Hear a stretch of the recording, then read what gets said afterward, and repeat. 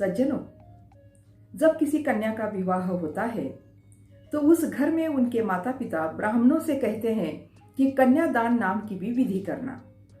लेकिन बड़ा अजीब लगता है, लड़की के साथ दान यह शब्द जुड़ जाता है।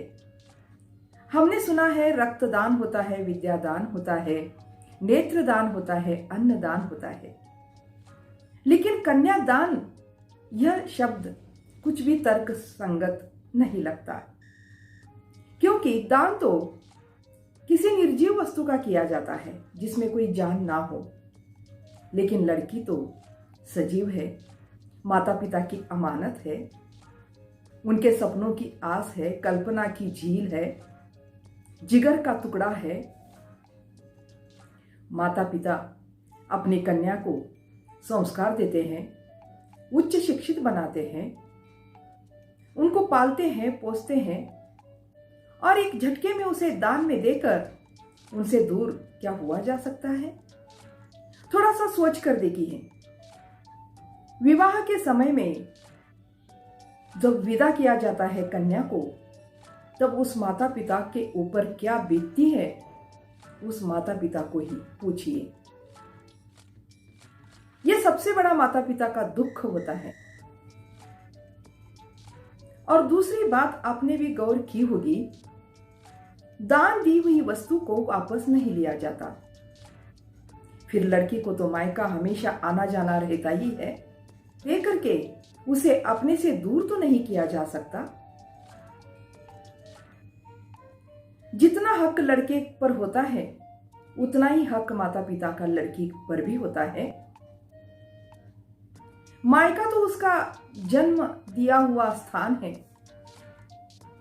कन्या शादी करके ससुराल जाती है, इसका अर्थ यह नहीं है कि मायके से उसका संबंध टूट जाता है, मायके में उसका कोई संबंध रहता ही नहीं है। यह कदापि सही नहीं है। इस तरह कन्या के साथ दान शब्द जोड़कर कन्या को अकेलेपन का एहसास मत दिलाइए। इससे उसका आत्मविश्वास कमजोर पड़ जाएगा।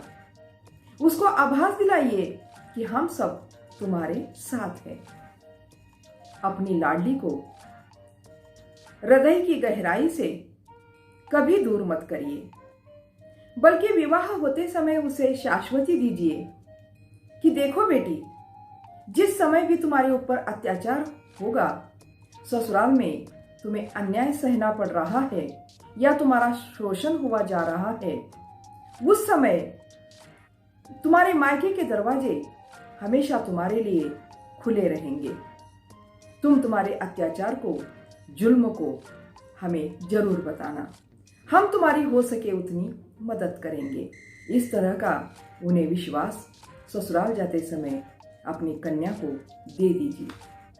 साथ में ससुराल जाते समय बेटी को यह भी बताइए कि देखो बेटी, तुम्हारे अंदर जितनी भी सहृदयता है, कोमलता है, नम्रता है, सेवा भाव है, ये सारे गुण बनाए रखना और इन्हीं गुणों के आधार पर तुम अपने ससुराल वालों का मन जीत लेना। फिर भी ससुराल में तुम्हारे ऊपर अत्याचार हो रहा है, तुम्हें बहुत कुछ सहना पड़ रहा है, तुम्हारे आत्मसम्मान को कुचला जा रहा है, तब तुम चुपचाप नहीं सहना। उस समय तुम सिंहनी का रूप धारण कर लेना